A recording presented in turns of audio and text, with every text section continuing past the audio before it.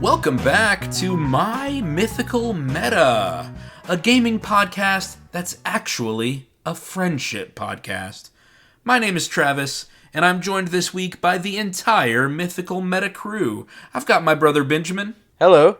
Derek is here. Yeah, I'm here. And Randy is here. Hey. The entire crew is here. How was y'all's week? It's been going well.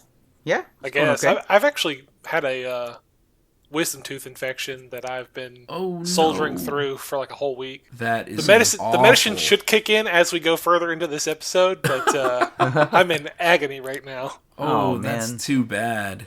Earlier last summer, I had all 4 of my wisdom teeth removed at the same time. Oof. And because I'm in my 30s and not like in my teens or early 20s, the recovery period was agonizing.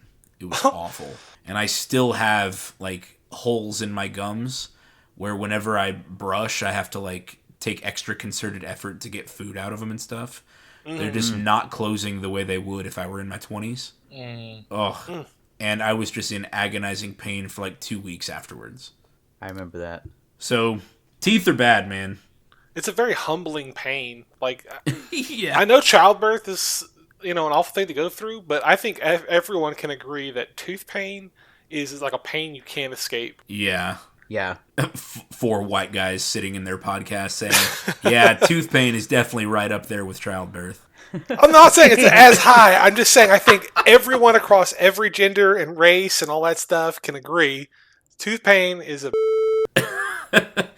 Yeah, it's pretty bad. Do y'all remember in the movie Castaway where Yes. Tom Hanks has to use that ice skate I forgot. to knock that tooth out of his mouth? Tooth stuff weirds me out, y'all. Oh yeah, me too. Yeah. I mean, I know I've told y'all about it, but I'll tell the listeners. I have a constantly recurring dream. It probably happens once a month of my teeth falling out. Oof. Oh, Lord. I have that dream every once in a while. It's awful. My dad says that he constantly has that dream too, and he knows the source of his. It's because his dad, my grandpa, had dentures ever since he was in his 20s because of the army. And he would just pop them out, just like all the time. Like he'd just be sitting there and he'd just pop his dentures out and pop them back in.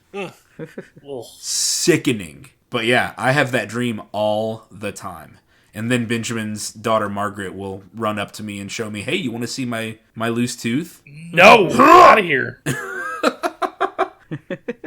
Well, welcome. I'm so glad you guys are here. I spent last weekend painting some more miniatures. I am making more progress on the X-Men. I painted Magneto and his 2 metal constructs. So if you're watching the video, I'll make sure to get those pictures in, along with my pictures of all of the others. I charged my wife's very nice camera yesterday, and I'm going to set up my little photo studio that I usually use for dice. I'm going to set up my miniatures and take some really good studio pictures. Nice. Anybody else making progress towards their New Year's resolutions? I actually went running. I ran almost 3 miles. That was like 2.96. Whoa! Holy moly! Today, and that was a big step for me. I didn't go for the full 3, because I could have, but I wanted to keep a little something on the tank for later. I didn't want to peak too soon. Sure. Those little I could have, but I wanted to get home and eat some ice cream. Yeah. I had a center stick. Oh, Benjamin? Yeah. How much longer do you have for your school weight loss contest? Till April 12th. Oh, so okay. Plenty of time. I have kind of stalled. I haven't stalled in the habits. I'm still limiting the calories, but my body's kind of like, I feel comfortable here. I don't want to drop those pounds yet. So I got to do something to kick it into overdrive. Oh, dang. But I did finish Steins Gate, the anime? manga. Or the No, manga? well, both. I finished okay. the anime last year, but I finished the complete manga. Ooh. And I What'd you started think? another book. It was great. I mean, they're very similar. The manga and the anime aren't too far off. Yeah. But yeah, it was good. Randy and I watched all of Steins Gate in a weekend a couple years ago. So good. Oh, it's amazing. First time I watched it, I did it all in one night. All listeners, if you haven't experienced Steins Gate, that's my recommendation. Binge all of it as much as you can, because if you take a week between episodes, it won't make sense. Right. Yeah. Yeah, It's that's kind of true. very bingeable. Yes, but super bingeable. Yeah. My recommendation for the listener is to watch For All Mankind on Apple TV. I finally finished season 4, and wow, what a show, man! Cool. I'm Yeah, on I need season 1 to. still. I need to get back into that show. I think I mentioned before that I watched 2 or 3 episodes and then it hadn't caught me yet. That's But fair. I'll give it another shot. I'm ready to go to NASA, goof around. You live right there. I know, and I want to, but no one will go with me. Kristen and I I feel go like with her family like all the time. To NASA? Yeah. Oh, Not necessarily all the time, but like I'd say every other visit when her sister's down, we go to NASA. that's cool. Yeah. I keep trying to talk my niece into going because I feel like it only makes sense if I go with the kid. Uh-huh. But she's a little resistant to the idea, but I think I'll win her over. Most of NASA is like museum like stuff. There is like a kids place, which is kind of like a playground and a bunch of computer games that don't work. I mean, sorry NASA, pick up your game if you want me to hype you up. Yeah. But most of it is cool museum stuff, like artifacts and relics of space trips. And of course there's a Mars exhibit that has a bunch of nothing. It's like, these are things that can happen in the future. This is so And sad. it's like, I thought this is a museum. Right? Like, show me a But- bunch of stuff you've done. I mean, Anyways. have any of the rest of you been to NASA, or is this just me? Not lately. It's been, high school. We used to go all the time. Oh. Or Yeah, middle same. school, whatever. I went once when I was like 8, so I Oh, have, man, you I gotta have go no again. idea what's there. Yeah. We actually had plans to take the kids to NASA at the end of last summer with Mom, and then everybody got sick. Yeah. It's pretty cool. Like, they do have a couple hangars of actual rockets and stuff, which is pretty awesome. That's cool. Yeah. All right. Well, after that checkup, it is time for our shout-outs. We're going to shout out our number 1 patron, David. David, thank you right. so much for your contribution through Patreon. Anyone can become a patron by going to patreon.com/mymythicalmeta. Here are your perks for joining our $4 tier. A 20% off code for ElDoradoGaming.com. Early and ad-free content. Everything you get through the Patreon will be ad-free. And access to the My Mythical Meta Discord server. That Discord server is literally where we post our show notes, where we prepare for recordings, and we are excited to hang out with patrons and play games and build decks for Magic the Gathering, talk Martian Colony or Dungeons & Dragons or Mage. We're excited to have a community of like-minded gamers in our Discord server. Derek, what is this week's surprise Patreon perk? You know, it's funny you ask. I was just talking to Benjamin maybe like 10 minutes before we started, and he was telling me that he would love to teach a lucky patron how to ride a bicycle. And I think that's really honorable. You'd have to bring your own bicycle and provide your own transportation, but he is super down with it. Benjamin, all right. are you in fact down with it? Sure. In fact, I mean, he told me. I don't know why he would back out now. That sounds I mean- wonderful. Yeah. Listeners, if you don't know how to ride a bike and it's too late in your life to admit to your loved ones that you don't know, join our Patreon. Any one of the 4 of us can step up and do that. I mean, I'll Right. teach you to ride it the cool way. One hand, doing wheelies. I'll teach you how to rollerblade. Oh, I don't know if I trust him on that one. no. Listener, that's funny for us because I hadn't rollerbladed in 10 years, and the first time I tried to, I broke my arm, so. But bike riding is pretty cool. Yeah. All right, let's get to this week's topic. This week, we are going to talk about fear. What fear does to a person in a game. In this case, we're going to call this fear the Boogeyman.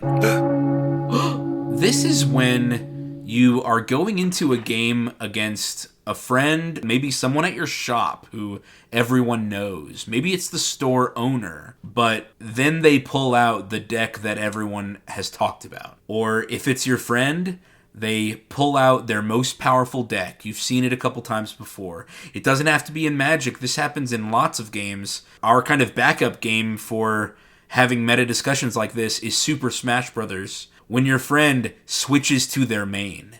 They've been jumping around and having fun with all of the other characters. oh, look, I'm Isabella. Oh, look, I'm Snake. And then Derek switches to Mario or Ganondorf. And I'm just sitting there like, man, I thought we were having fun. I thought this was just fun items play, in Smash Brothers. But no, Derek wants to get real. He's a man's man. I don't know what you want me to do.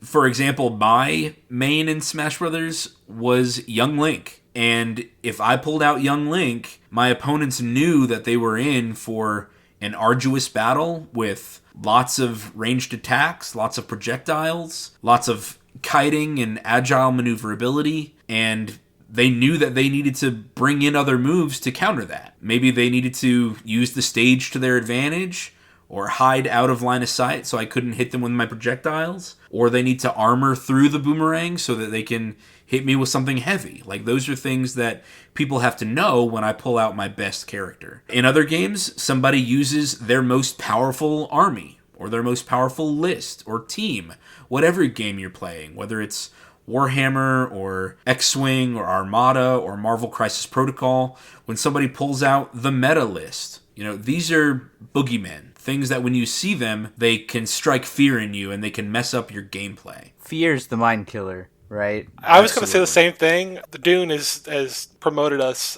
Releases March 1st. Oh, yes. We need to make sure we all go out there. Dune is sponsoring us? Dune 2, yeah. Dune 2 is sponsoring this podcast? Yes. Yeah, Timothy Chalamet was supposed to be here next episode, but I think he's canceled. So. Yeah, that's really too bad.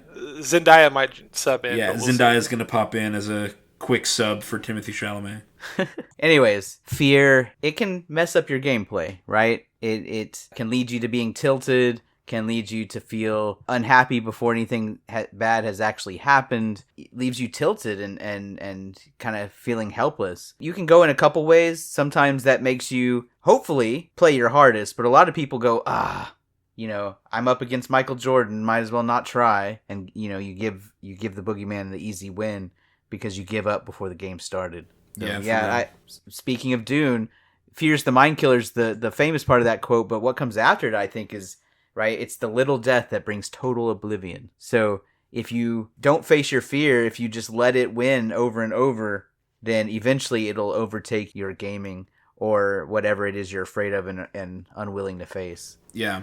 I think the concept of a boogeyman in a game like Magic, or you're talking about Super Smash Brothers, is the one where when they pull it out, you just kind of get this sinking feeling of the fear doesn't have to necessarily be this kind of horror dread type. It can just be a it sucks the fun.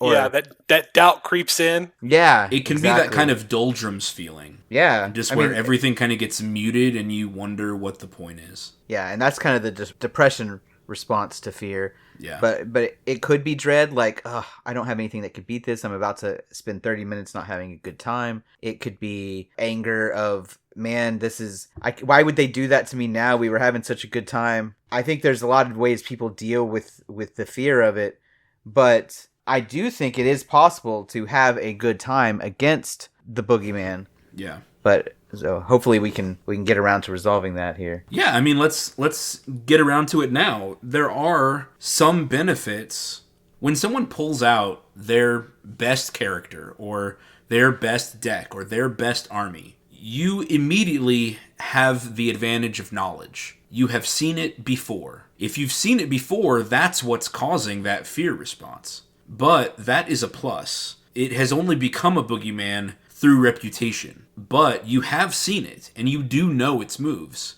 And you can use that to your benefit. For example, maybe this boogeyman deck relies on a solved strategy that someone has discussed online or in a podcast. A lot of Magic players will say this is a net deck. It's something that somebody else discovered, and they're just piloting it. Well, if it is someone else's net deck, its weaknesses may have been discovered too, and you can start considering those as part of your strategy and as part of your deck building. Say you are a competitive player and you know what the most competitive, tier 1 decks are, then you can put answers in your deck that answer them. You can put responses in your deck that answer those tier 1 threats. Yeah. When I am faced with a boogeyman, I think this comes from being a spike. If people want to go back to our a recent episode about psychographics, I think spikes often approach it as a challenge. Yeah. To say, hey, this is, it's the final boss, and I want to beat it. It's the Elite Four. It's the rival.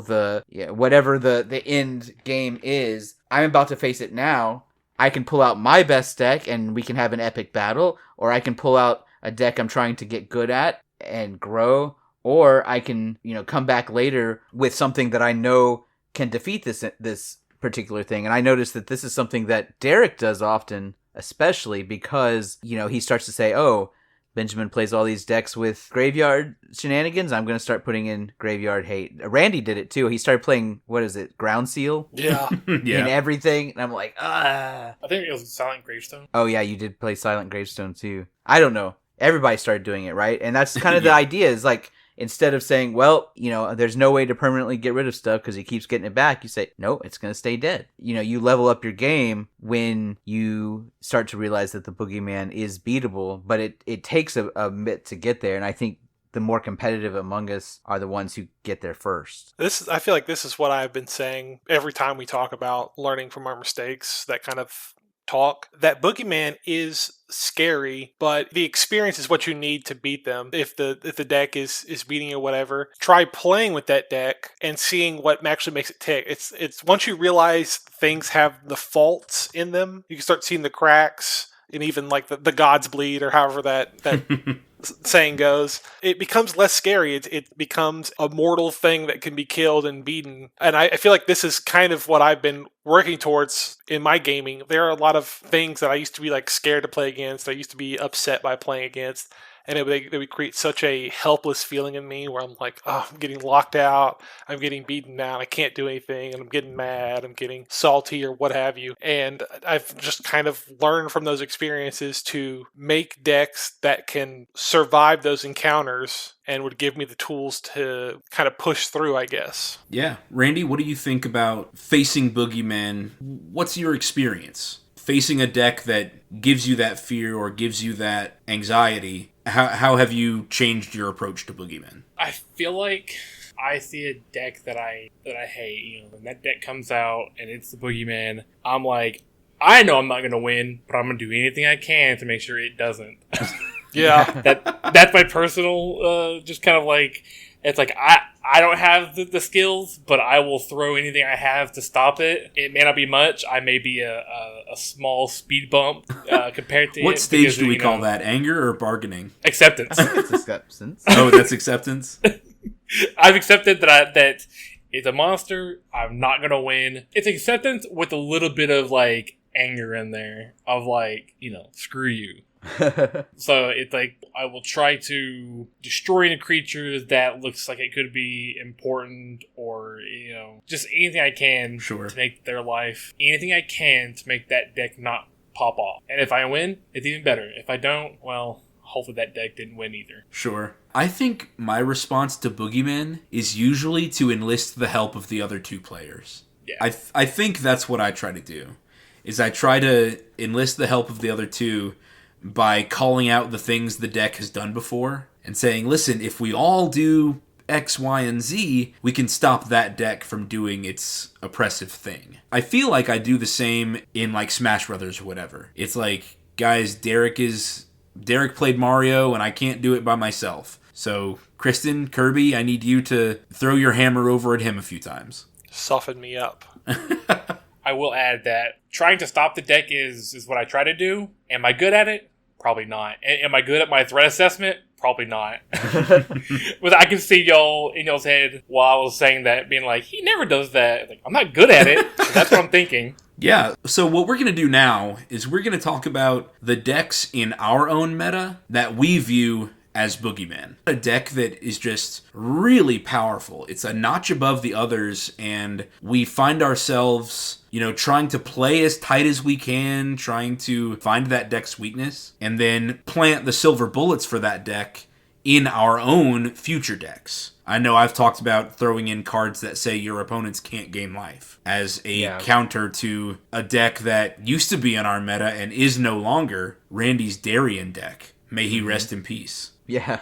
So that's what we're going to do. If you're not a Magic player, I still encourage you to stick around and listen to how we talk about our moves against those decks, or our attitudes or our thoughts about those decks, so that you can see how we build ourselves up, how we maneuver around that fear that that deck strikes in us, so that it doesn't become personal, so that we don't start, looking at each other as a players and saying that is an unfun player. No, they're not an unfun player. They made a deck that is really tough to build. But as we've always been saying throughout my Mythical meta, that's an obstacle for each individual to overcome and become stronger, to become a smarter player. So, which of you wants to go first about the decks in our own meta that just really stick out to you as Boogeyman? I'll start. Sure. I feel like I have maybe the shortest list. So I'm going to start with Derek's decks. For me, Gishath is one of the decks that when it comes out, I just resign myself to a loss. I roll my eyes. I'm like, all right, let's watch these dinosaurs just do dinosaur things. Oh, yeah. And Everybody do the dinosaur, baby. yeah, God. I think I've figured out kind of a theme. It's anything that's red and green and cheats things out. But that's all three of the decks I have. It's Gishath, Henzi, which I know Henzi has more than red and green, and Joda. They're all just, let me ramp real fast and cheat out big stuff that shouldn't be cheated out. But Gishath is that for dinosaurs. The second one is Joda, which I believe we've only technically fought once. Mm-hmm. Yeah. And it earned him 11 points. Yeah, it already is like, oh, it's a turn 5. You got all the stuff on board. You've cascaded 12 times in one turn. It's like, where do you throw that counter spell? It's like, yeah, it's tough. It's tough to choose. Yeah. And then I'm doing these just kind of real quick. And then Henzi, same thing. It uses a mechanic called Blitz, and it gets a card out of his hand onto the battlefield. They pretty much all have enter the battlefield effects. So they enter. There's nothing to stop them from entering, basically. Or, unless you counter. But anyway, they enter. They do the thing. They attack because they're a big 6/6 with trample, probably. And then they leave. And then he draws a card to replenish the one he used. Right. So he's just constantly drawing into new creatures to then blitz back out and do it again. Yeah, or, I cheat them out with the blitz. They die.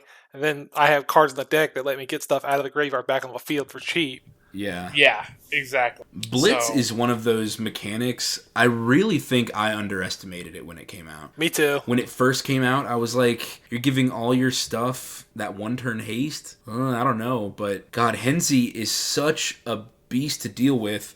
And here's why. You get Henzi out the first time, he gives everything in your hand Blitz, and it costs 1 less, because that's how many times you've cast Henzi. Well, you don't want Derek to have Blitz in his hand. So, you kill Henzi. Whether you exile it or kill it or whatever, it doesn't matter. Well, when he recasts Henzi, the Blitz is now even worse, because now everything costs 2 less than it did before. It's still green, red, black, so it's still ramping really hard. All the ramp is pretty much the same as Gishath. It's all just a ton of land-based ramp that we admit in our meta is generally stronger, because we don't generally do a lot of land destruction. We do occasionally see some targeted land destruction, Tectonic Edge or the occasional Strip Mine or Ghost Quarter. But in terms of like mass land destruction or destroy all non-basic lands, like that stuff just doesn't happen in our meta. And so both Gishath and Henzi are all ramping out so hard that removing the commander once or even twice just is not going to slow it down. It's not going to slow down Gishath because Gishath has haste. Right, Derek? Doesn't Gishath have haste? It's not going to slow down Henzi because Henzi's not attacking. It's giving all the blitz stuff to your hand. Right, and Henzi also eats that removal, so that way when I cheat stuff back out the second time from the graveyard or whatever, the removal's not being used on that. And that's what's the really scary part. Yeah. Sorry, Randy. I just wanted to pop in. No. You're fine. Add a little context, because literally Gishath and Henzi were both on my list of Derek's Boogeyman decks. Yeah, mine too. They just feel inevitable. Like, yeah, that's a good way to describe them. Gishath's ability is that whenever he deals combat damage, you flip the number of cards from the top of your deck equal to the damage he dealt. Any dinosaurs you see in that reveal, you get to just play onto the battlefield. Well, Gishath's power is 7. You know, you throw up a chump block, he still gets to look at 5 cards. And even only 2 of them are dinosaurs. That's still... Yeah. Dinosaurs are typically bigger. Yeah, that's still... And ETB effects, and it's just... Yeah, their ETB effects, their enrage triggers, which makes them amazing blockers. I don't have any enrage in the deck anymore. Oh, there's no enrage in the deck anymore? No, now there's enough dinosaurs where I could cut the enraged dinosaurs. Nice. It's not a very good mechanic Sure. when you don't have the support, but now there's like a lot of good stuff, like now the new Itali and stuff. Now there's just even better dinosaurs. Yes. But still, they all have big bodies, and which one do you remove? Do you remove Gishath, who's going to let him get even more? Or do you remove Itali Primal Storm, which might get him some free spells? It's a toss-up, you know? Because everything in the deck is so good. I just like dinosaurs. I get it. No reason not to. For Benjamin's decks, I have picked Nethroi, Apex of Death.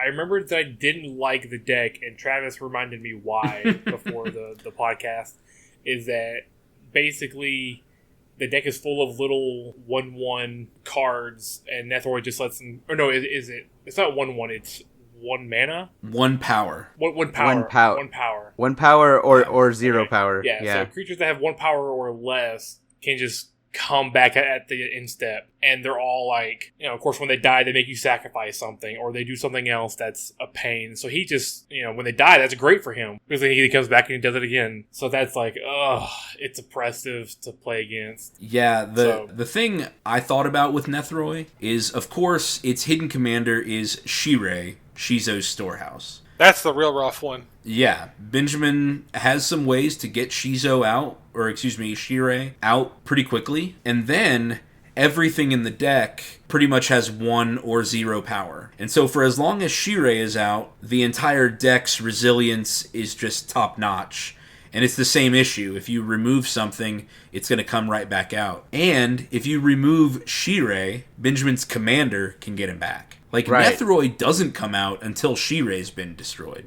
That's why we run Graveyard Hate, guys. Yeah, yep. That's why we've got to run Graveyard Hate and Exile effects and stuff like that. Because Benjamin has his answer to Shirei's death in his command zone. It's always accessible. You can't get rid of that answer for it. So that is an insanely resilient deck as well. And again, it seems so difficult to pick one thing to remove, because it's just going to come right back, and it's not going to have done anything. Again, It feels futile. Yeah. Zakama and Zerda deck from Benjamin is one I hate.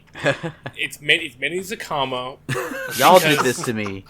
Zakama is one of the few cards it's Zakama, Kenrith, and like Lord Wingwraith. It's cards that just have a million abilities on them that just cost like a few mana. And it's like, I can exile your stuff, or I can deal damage to your stuff, or I can draw a card, or I can do this or do that. It's like, it's like getting 5 more cards into your hand that just stay there, and you just keep playing them over and over again. And I hate it, just having a repeatable answer like that. Mm-hmm. It's like, okay, well, I can't play anything because for 2 mana he can just kill it before it does anything. So I have to wait until it's removed, and then I can do anything else. So, yeah, Zakama Zerda is on my list, and I think out of every deck that we have, this is the one that fills me with the dread. It's also a dinosaur. Yeah, it's a dinosaur. It's got 3 abilities. One's like gain life, another's a destroy target artifact or enchantment. The other one's like deal 3 damage, I think.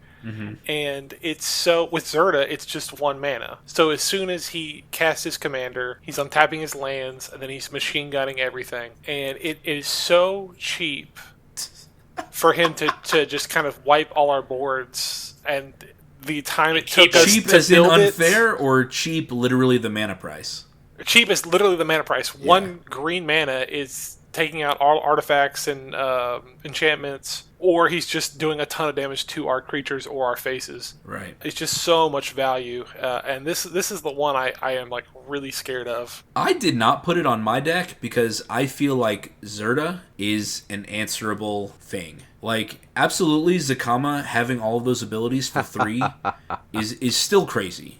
Don't get me wrong, it's still an amazing card. But Zerda we can deal with. But can you? Yeah, I remember when we had to like triple team Zerda just to get it off the board. Yeah, that's true. It does lose its steam without Zerda, but it's still a very good deck. Like, I feel like Zakama is one of those, like, it has a glaring weakness, and that glaring weakness is Zerda. Yeah, the issue is though is Derek said it can run out of steam without Zerda, but it's like, well, if you let it have a turn with Zerda, Right. and he blows up your board, well then you enter Zerda and you get Zerda out of there. Well, he's like, well, I don't need as much of that steam. Yeah, that's true too. Now I've got a 9/9. To then just make. Well, yeah, but it's like, okay, it costs 3, but paying 3 to keep the pressure and not have to worry about like doing a whole bunch at once. Yeah, that's true too. It's like, oh, I'm getting rid of that card this turn and this card that turn, and he can kind of keep us down until he gets Zerda back out. Yeah, that's true. And I think he's built the deck. I mean, you could correct me if I'm wrong, Benjamin,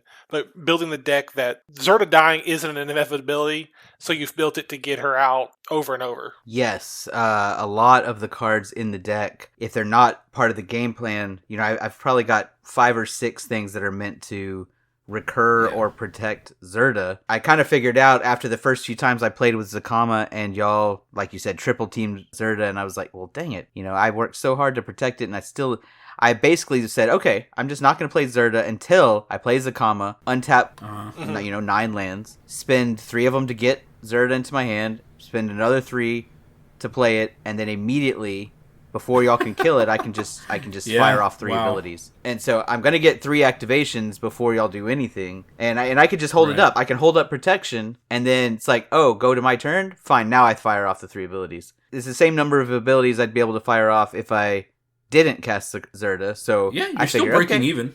That's fine. I'll just... And you could pay the companion price got one earlier to round. get it into your hand. Yeah. That's true, yeah. And then that would give me 6 activations when I played it the first time. And for the final deck I have is Travis's deck. The reason I only have one, I feel like, of Travis's decks on here, even though he has the most decks, is because there's such a long time period between seeing them that my little lizard brain doesn't remember how bad it could have been the last time. He may play a deck 3 times in a year, and I usually forget how the games went between play sessions. I 100% agree. I feel the same way. So I'm not, I was looking through it and I was like, I recognize a lot of these names and I remember them. I just don't remember how it went and how he felt. They don't leave a scar. Yeah. Yeah.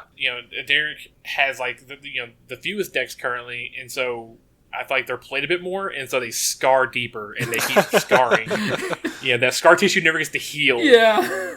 Yeah, and so, I felt the same Derek way. has the least decks, so he has the most decks on my hate list. Benjamin has the second, is in the middle, so he has 2, and then Travis has the most, so I picked 1. And I picked Sisei and Winota. And it's basically... I mean, it's really just because of Winota comes out. Yes. Yeah, I'm saying, it's just like we wait until Winota comes out, and then it wins. And it's just like out of nowhere. I mean, the first time it happened, it was like, whoa, wait, what's happening over here?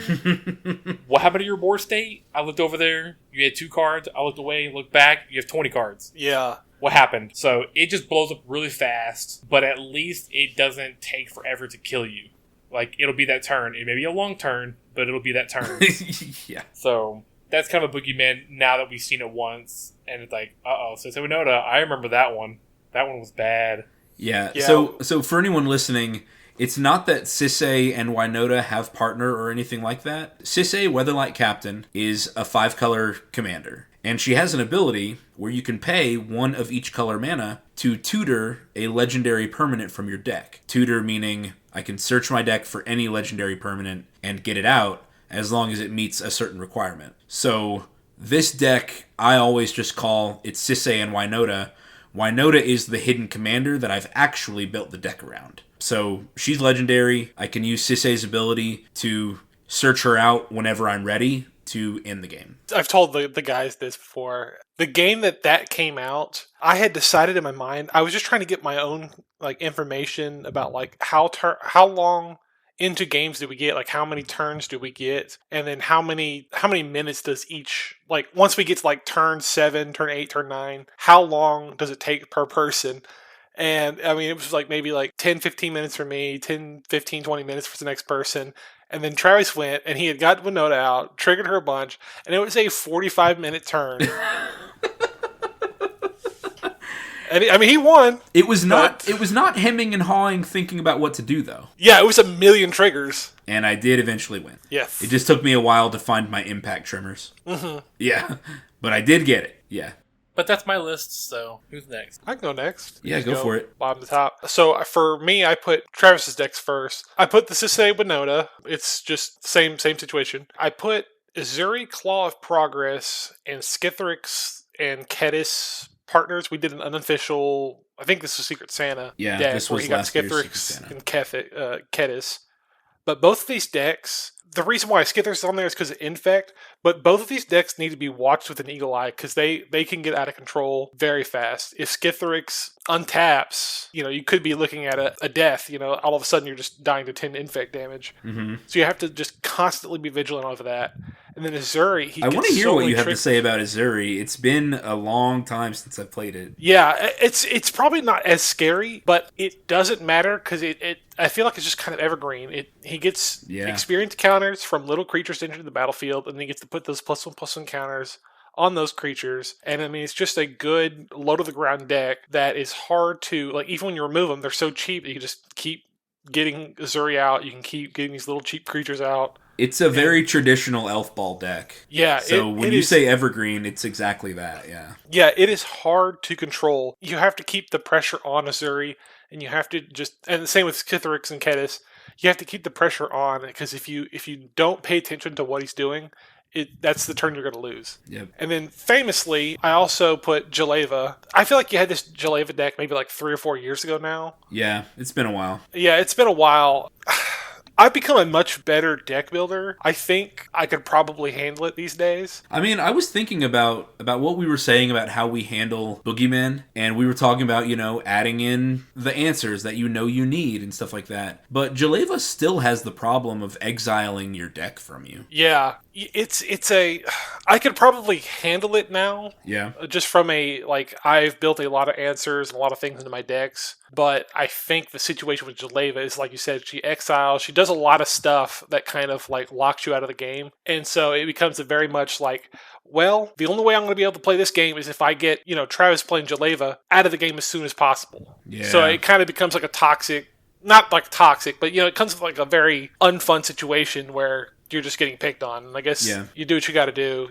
So you're right. I don't have this Jaleva deck anymore, but I do still have the other Illegal Partners challenge deck that we made, where I used Prosper, Tomebound, and Vega the Watcher. So this is red, black, blue, white playing cards from exile, and Jaleva is in that deck. Yes. And have literally only played that deck one time, the one time we did that challenge match, and it generates insane value because whenever you cast a card from exile, you both draw a card from Vega and get a treasure from Prosper. And so I haven't played that deck since we did that match. I remember it being very strong. Yeah. Did it win? It did win, yeah. Okay, yeah.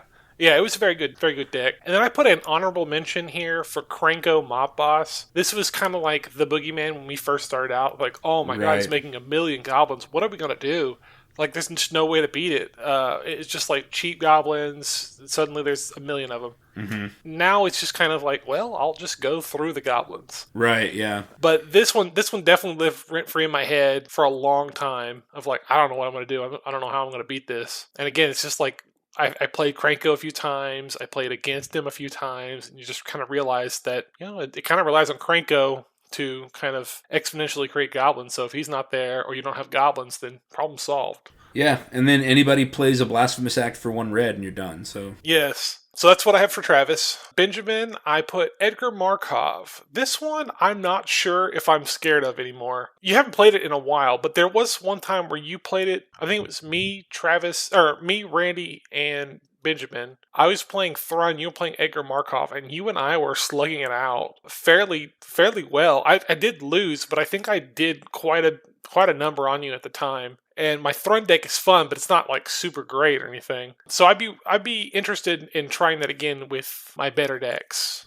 We'll get a chance tomorrow. Yeah. I definitely kept Edgar Markov on my list. This deck has always been powerful because it's built right.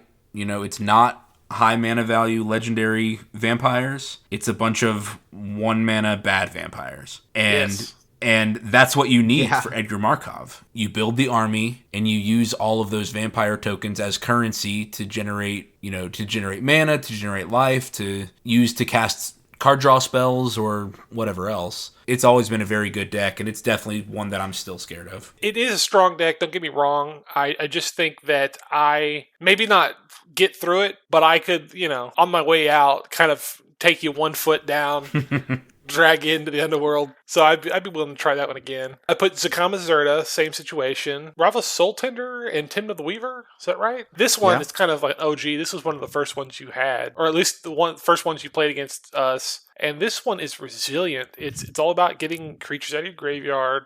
And I'm probably getting some of it confused with the Nethroi Apex of Death deck. They're very similar kind of things where you're trying to get creatures in and out of your graveyard. But this one is resilient. It is so hard to stop. And I think you just have to resign yourself like, well, I'm just going to have to do player removal because if I kill these creatures, they'll just be back next turn. Yep. Yeah, I've always felt the same way. It's like I need to deal damage to Benjamin directly somehow. And it's really hard to do because Ravos and several other cards in that deck, I know you've got Arvad the Cursed in there, right? And then Heroes Podium. Is that another one? Yeah, so this is one of those decks where all your creatures are buffing all of your other creatures. Yeah, go ahead. Elish Norn. You're right. It not only buffs up all its own creatures, but it also diminishes everybody else's creatures. And that's kind of the theme of the deck. And then lastly, I have Orvar, the All-Father? The All-Form. All-Form. He's a mono blue commander who makes copies of permanents that you target with a spell. This deck is nuts, and I played it one time, and I'm just not smart enough for this deck because it's so many exponential triggers that happen. Like, oh, I've copied this, which copies this 4 times, which copies that 12 times, which, it kind of spirals out of control in one turn. This one might be your scariest deck because it's so strong of how fast it can just be unkillable all of a sudden. Yeah, because you'll have this is a non-legendary copy of Orvar. It's like, oh god. Yeah, here we go. Now there's 4 copies happening to create 8 tokens or something. I don't know. It gets pretty silly. And then I left a little honorable mention for Benjamin for Lord Windgrace and Derevi. Both of these decks, they are very grindy and not necessarily stacks or anything. Well, Derevi's a little bit stacksy, but they're very grindy, and it's something that it's built. Those are built for the long games.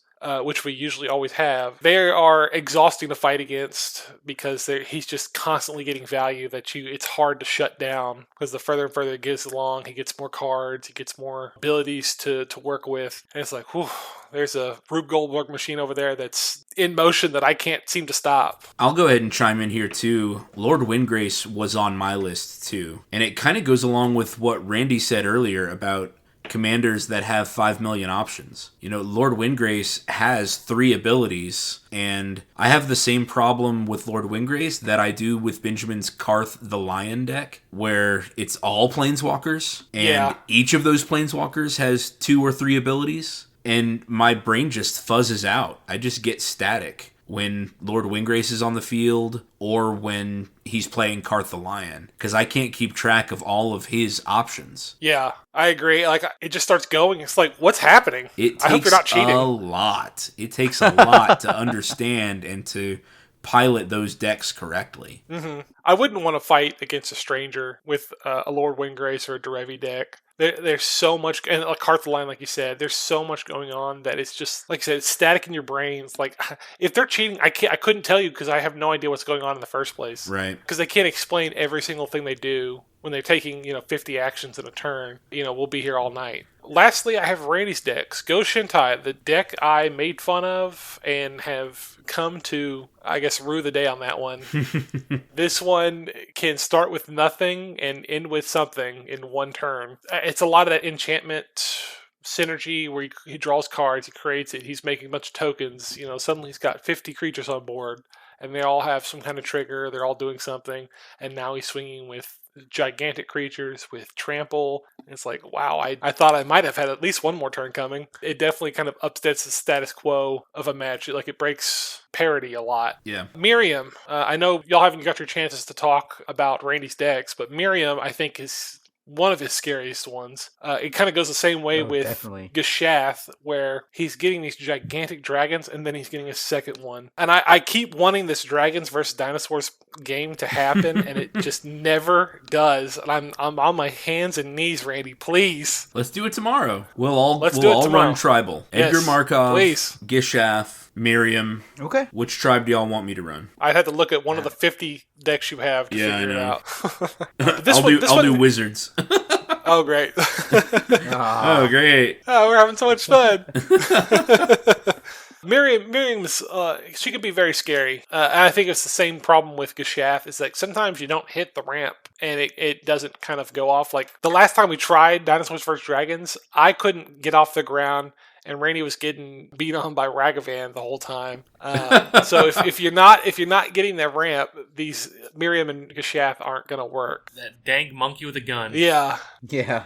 I just resigned myself a long time ago with Miriam because I had made a Miriam deck also. Uh-huh. I just resigned myself when I face it. I'm like, you have to pay the ward. Yeah. You just I can't spend that time like just bargaining with myself and being like, but Swords of Plowshares only cost 1. Do I really want to pay 4 to hit Miriam? And it's like, yes, I want to pay 4 to hit Miriam. Mm-hmm. Is it Ward 3 or Ward 2?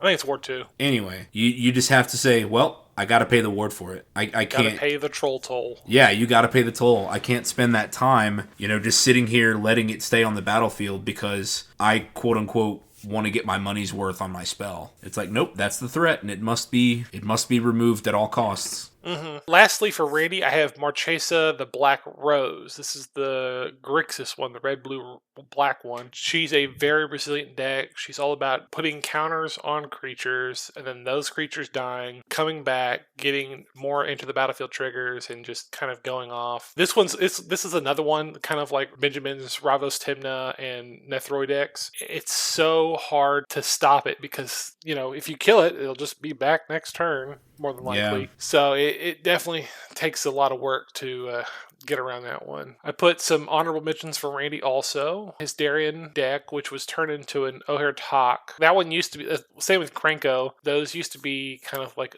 the OG scary decks, but once we played it against that enough, it's like, oh, well, if he doesn't have Darien, there's no problem. I feel like the only thing that stopped his Darien deck from being dominant was that he did not have enough ramp and or lands in that deck, so it would take him 8 turns to get out Darien, and if we killed him once or twice, he couldn't get him back ever. And I feel like that was our saving grace on that one, because I put Darien on my list. Yeah. I also put Marchesa and Miriam, but Darien, for me, is the ultimate one, because it kind of was like, hey, in the turns that we're all setting up, he's building an impenetrable fort. That if gains we all him play our life for commanders, every game action. yeah, every single thing. We kill his creature, he gains life. We don't kill his creature, he gains life. Yeah. It gets to where it's kind of like, okay, I wipe the board, he gains life, and puts all those creatures back on the board. Yeah, he actually came out on top from that one. Yeah. And it's like, oh my goodness. To me, that's one of the ones where it would get to a point where it's like, there's nothing I can do to break through. And he had the inevitability of, if we just keep doing this, my life will creep up 500, 550, 1,000 while we're waiting, and eventually I will draw, what's the one that deals 50 damage? Aetherflux Reservoir. Eventually I will draw Aetherflux Reservoir, or the one that makes all the Pegasus. Call the Stormherd? Stormherd. Oh, Stormherd. Yeah. Felidar Sovereign. It's like there's enough cards in there that, yes, it wasn't great with card draw, and yes, it was slow, and I think like those things could have been fixed, but the thing was, if you didn't take advantage of the slowness with a quick deck, then you got stuck, and he had inevitability on his side. You had to solve the puzzle while he had 1 million blockers, 1 million life, and kind of a stranglehold on the game. And it's the kind of deck where that stranglehold wasn't oppressive. You could still do your thing. You could build all your dragons or your, set up your combo or whatever, but then you just couldn't kill him with it. Mm-hmm. And so that deck was always so frustrating to face. And I always made the mistake. It was like, I want to get in there. He's sitting there with Darien and one other creature. Can I swing in for 20 damage now? And the answer is no, you should not do that. But it was so tempting, and that would just be what starts it, right? Okay, now I've got 20 tokens. I can do this. Mm-hmm. Yeah. And those 20 tokens are going to gain him 20 life when they attack. Yeah. or whatever. And when they die. Yeah. And when they die, and everything else. And they may give you the 20 life in multiple different ways because of pre-lifelink cards that basically gave lifelink. So that was nice. Yeah. The worst thing in that deck is that Darien costs 6 mana and he has no evasion. That's what kills the deck. And that he can't force us, because he's not in red, to like goad or something. He can't force us to attack him. Or I guess what if the opposite of goad was, where we have to attack him to... Red did have a few cards like that, where it says you have to attack. The one that always comes to my mind is Trove of Temptation. Yeah. Which is a really awful card. You shouldn't play it. It gets you 1 treasure per upkeep, and an opponent has to attack you with at least 1 creature. Oh, okay. It's a bad card. I'm sitting here thinking that if you were to do it again, Randy, there are things that you could have done. You could put in Monarch where people want to hit you to steal the Monarch. You could. I mean, it's very much like my Aragorn King of Gondor deck, where I built it where I want to keep the Monarch as long as possible. I want to. Well, for you don't want to deter attackers, but you want to kind of control the combat steps and kind of who's doing what. I guess it's hard to do that in mono white. Yeah. Coveted Jewel. Things that entice people to come hit you, that you can use your tokens that you get to steal that stuff back. Anyways, the last honorable mention I have for Randy is Irawas. This was like the second deck he built. This one was a monster back in the day because it was just King of Combat. We couldn't... Right. They don't take combat damage, so it was just... Feels like a very impossible task to try to like beat him with combat damage. You have to like kind of go around different ways. Yeah. I do want to say, I don't think we've seen O'Hare Talk at its best yet. I agree. You know, we've only gotten, I think, 1 game, right? Yeah. Because Randy, last time we played was all your Commander Masters precons. Mm-hmm. So I think we've only got 1 game with O'Hare Talk as commander. I'd be interested in seeing what it can do. Maybe not this next time we play, depending on if you have other plans. But I bet Randy's still got some tricks up his sleeve with that deck that we haven't seen. I agree. Yeah, I'm sure there is. Randy. It's a precon! O'Hare Talk? Oh, no, I'm sorry. You said what you're talking. I was thinking the black 40k deck. Oh, the Necrons. Yeah. No, I'm saying... You talking, I was thinking Necron. Yeah, I'm saying I'm sure your O'Hare Talk deck has tricks we haven't seen. Yeah, because I swapped out a good 20 or 30 cards whenever I changed it from Darien. I mean, honestly, most of the life gain is gone. Like, there's maybe 1 or 2 life gain If cards there's in there, that many differences, you should just also keep Darien built. I mean, it's already... I mean, that way, I guess I could that way Randy has Darien, O'Hare Talk, and what's the white god? God Eternal Oketra. God Eternal Oketra. Randy's sitting here with 3 mono white decks. No, if I do another token deck or anything like that, it's gonna be either Boros or red white or red white green. So I think I'm leaning more toward red white combat tricks. Cool. Hell yeah! And then of course I want to do a slime deck. But anyway, Benjamin, what are some decks that we still haven't talked about that get under your skin? Yeah, okay, so for Derek's decks, I just put all of them, and I think it comes down to what Randy was mentioning. Basically, he has so few, he has the fewest of all of us, kind of by half, right? Yeah. The next person is Randy at 19, and Derek's only got 11. And it's because he puts such care and thinks about each one and meticulously tinkers with them until they are works of art. So I don't think he has one that I'm just like, oh, okay, this will be fine. You know, he'll beat me with Gyruda. He'll beat us all with Joda. I don't think we got to see Galadriel go off, but I could see it starting as that game wound down, right? Alinda was so resilient and was a problem. Mm-hmm. It's just one of those things where it's like, man, if he pulls out a new deck, I expect it to do something crazy. And then he was picking us apart with Frodo and Sam. That one. Oh, game. yeah. Why do all these hobbits hurt so bad?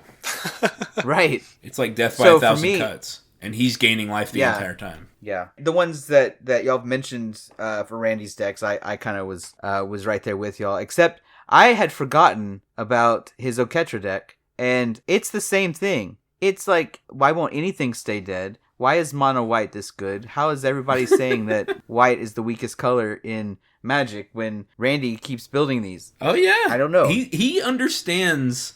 He sees the code somewhere in mono white that none of the rest of us get. Right. I would say I don't think it's that white is the weakest. I just feel like we've said this before that white's color identity has just been cut up and given to other colors. It's like, we'll give them exile as well, and we'll give them life gain as well, and we'll give them this, and it's like, what is white's standout feature? Well, white's standout feature is exile.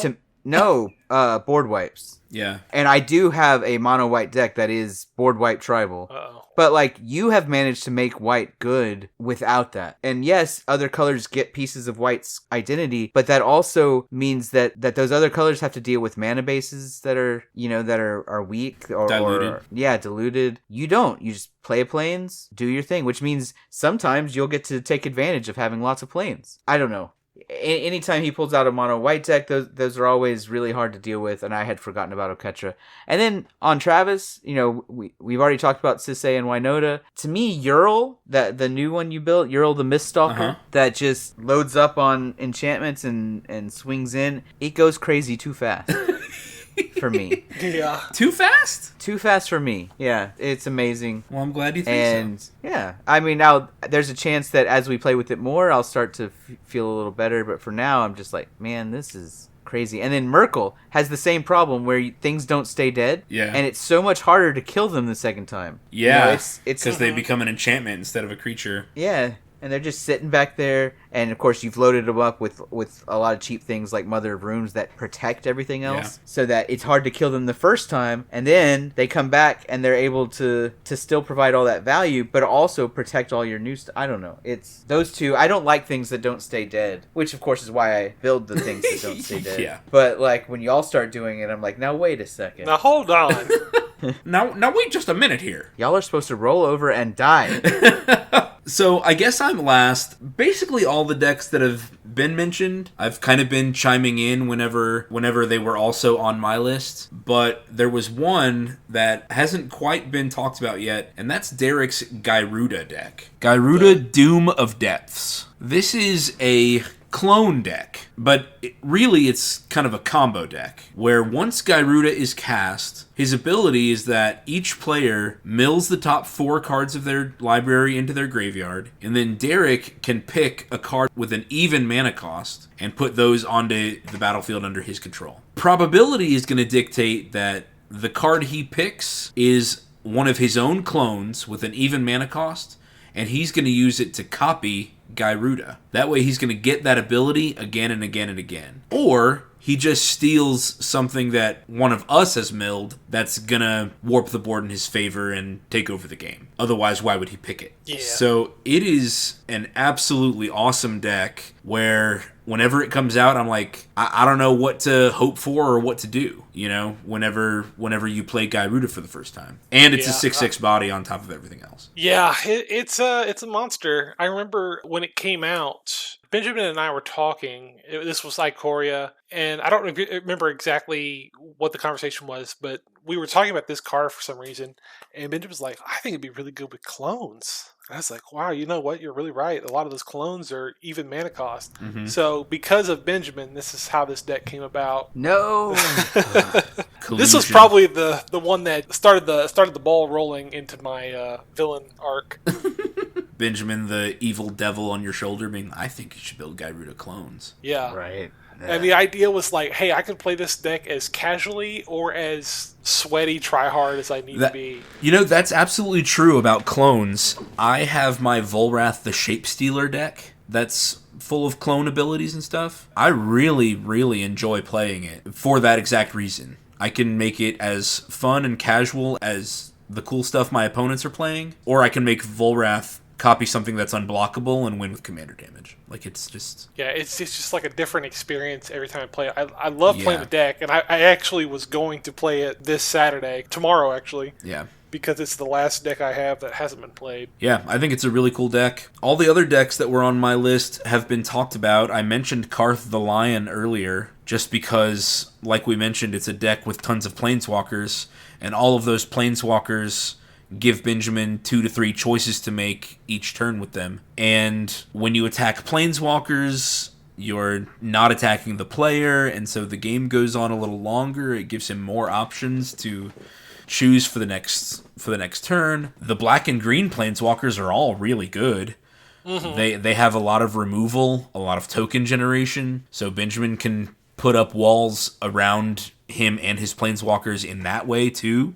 For example, Nissa and Garruk both make Saprolings or Beast tokens or whatever, and Liliana makes zombie tokens. Yep. So all of those are really great defensive options, especially for planeswalkers. And then green and black planeswalkers have lots of removal attached to them. So Benjamin can really run a really safe, high removal control game with Karth the Lion. And Karth is just helping him generate draw. It doesn't say draw directly on the card, but you get to maintain your card advantage by digging down into your deck and getting another planeswalker into your hand to play. Benjamin, isn't it every time a planeswalker dies and when Karth enters the battlefield? Yes. Wow, so yeah, even if you use your planeswalker's minus ability, even if it's not the ultimate, but it kills it gets down to loyalty 0, you get to replace it with another planeswalker in your hand. Like, that is so good. Just black-green control, defense,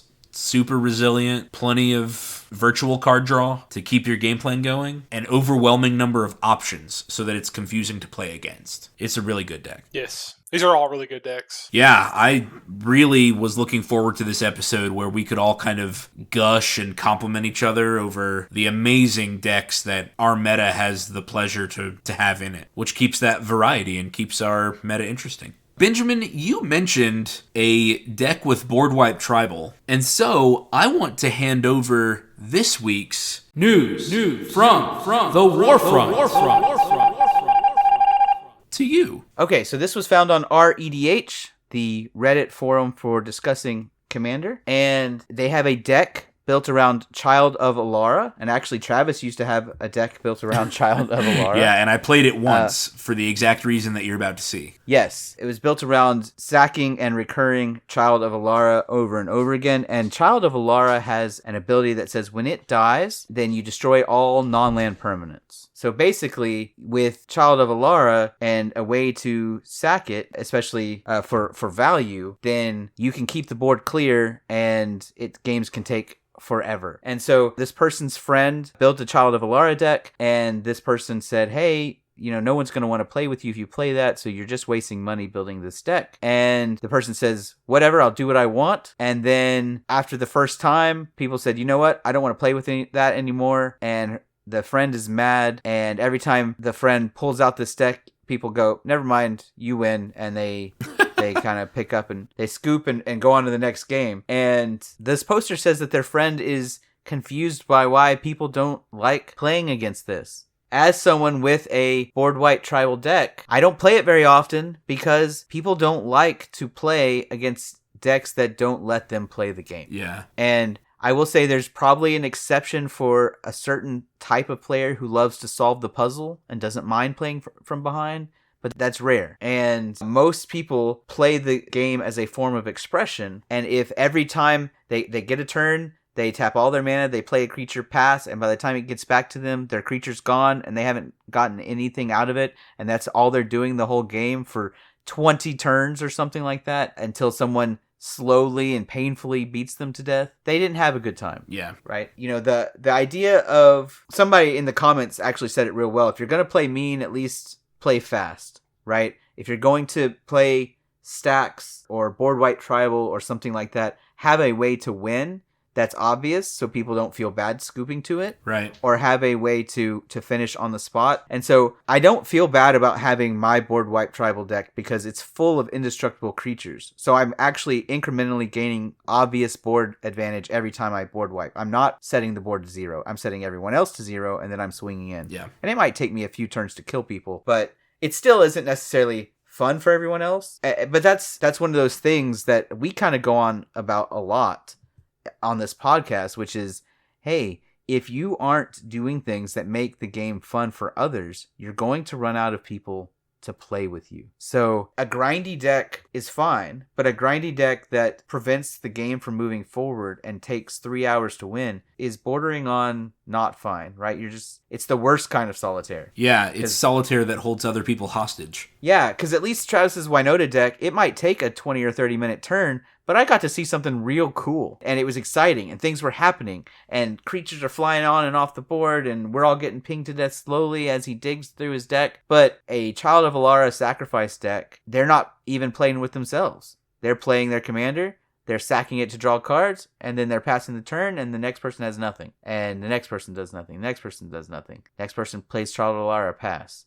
Next person says, ugh. and can choose whether or not they're going to play into another board wipe or not. Yeah. And it's a miserable experience. Yeah, just any game in a social setting is optional. And we've talked about this a lot, that these games that you're playing just with your family around the table or with your friends around the kitchen table or at the bar, there's no stakes. The only thing at stake is the fun of each player. So gaming in a social setting like these where there's no stakes is optional. Every person can say no. So if you pull up to a game like Magic and you reveal your list, you reveal your commander, you reveal your army, and you tell the other person, you telegraph to the other person before the game has started, I'm going to make you miserable for an hour and a half. For 3 hours. It's not an hour and a half. An hour and a half, 3 hours, I'm thinking Warhammer. I'm thinking, all of these games where you roll up, both people kind of display what they're coming to the game with. And if you just show up and say, and you have a sign, a neon sign,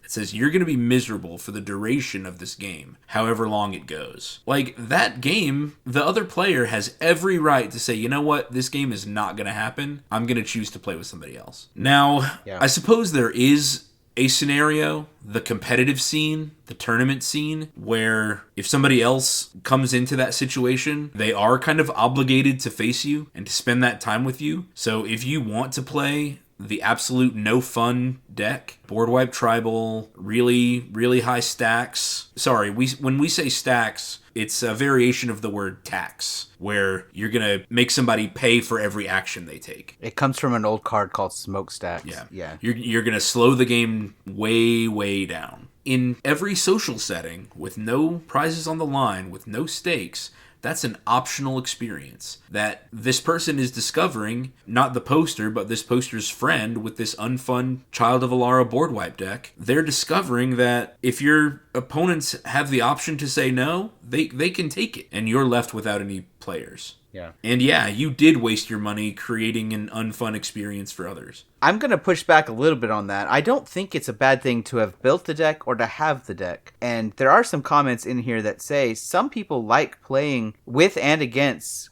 grindy decks, stacks, or prison decks, or things like that, control decks. But there's a time and place for it, and you can't get mad at other people for not liking something that goes against the usual social contract. Yeah. So I do keep my board wipe tribal deck. I was thinking about packing it. I ultimately decided not to for tomorrow, but it will make an appearance at some point in the next few times we play, because I need a mono white for the checklist. Sure. So I mean, there's nothing wrong with having it, with building it, with finding some people who enjoy it, but that's the key. You need to find some people who say, all right, yeah, let's give it a try. I'm willing to play with you, and you should be upfront when you're playing against strangers. You need to find out when people are going to be up for having that sort of experience. And if everyone you play with on a regular basis says, no, I'm not interested, then yes, it's a waste of money. Yeah. I will also say, and remember, this is coming from a guy, I've had a couple decks like this. I had an Avacyn Angel of Hope deck. Literally, I think my first or second or third commander deck was Avacyn Angel of Hope board wipes. Mm-hmm. So I've been there. I did it. I had Child of Alara, and I do think you learn a lot from building a deck like that. It's kind of the Jurassic Park. I was worried so much about if I could do it, I wasn't thinking about whether or not I should do it.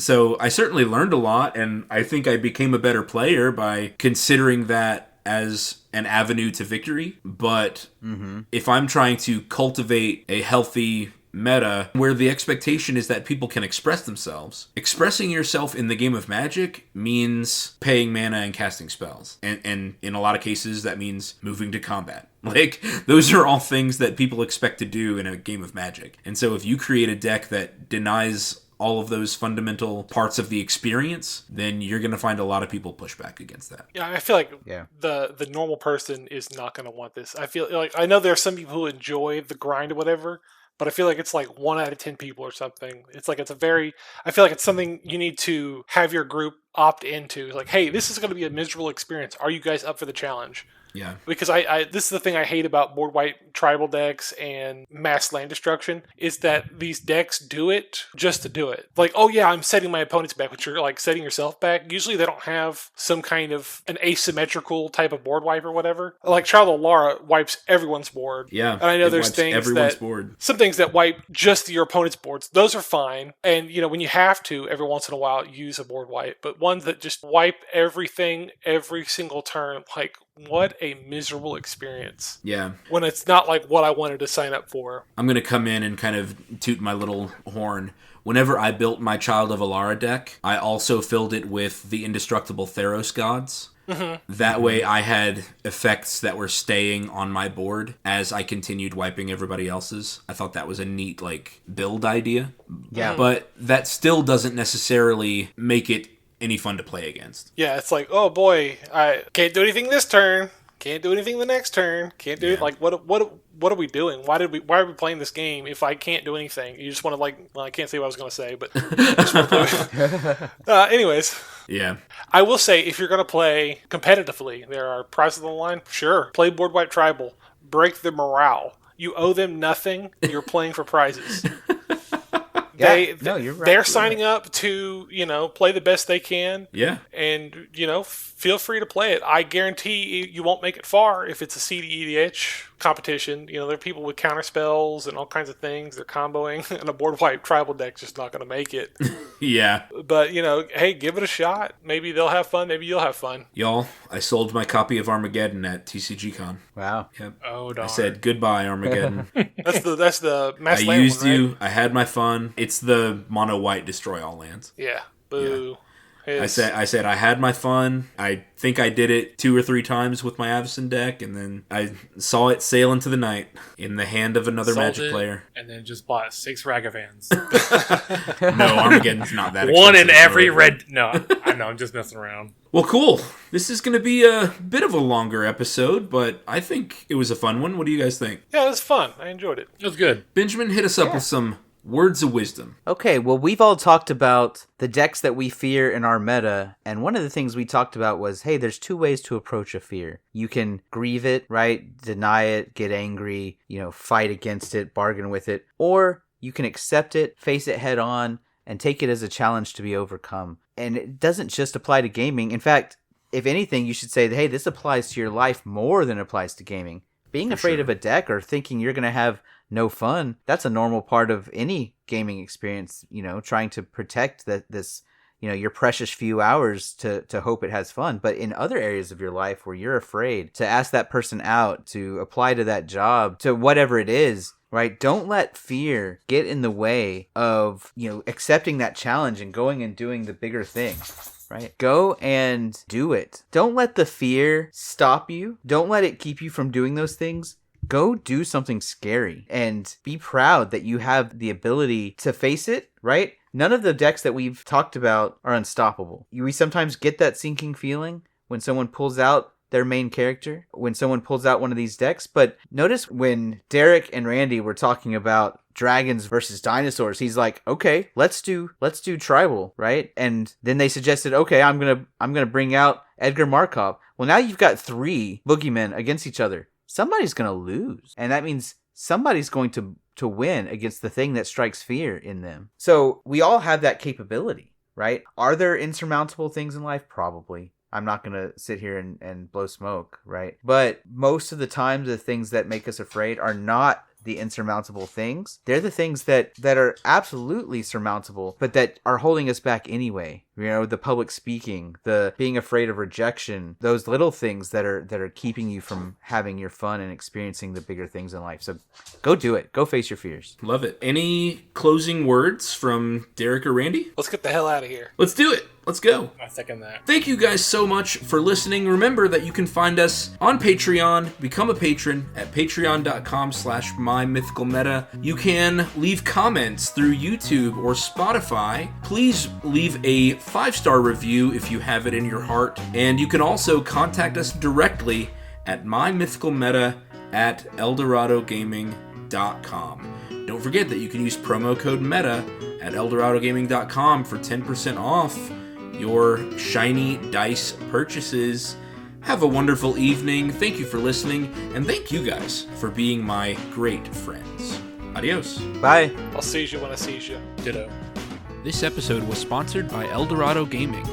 Use the promo code META for 10% off your order. Please like, comment, subscribe, and share. This episode was edited by me, Travis Konishek, and our intro and outro music is by Tyler Heath of the Oh Hellos.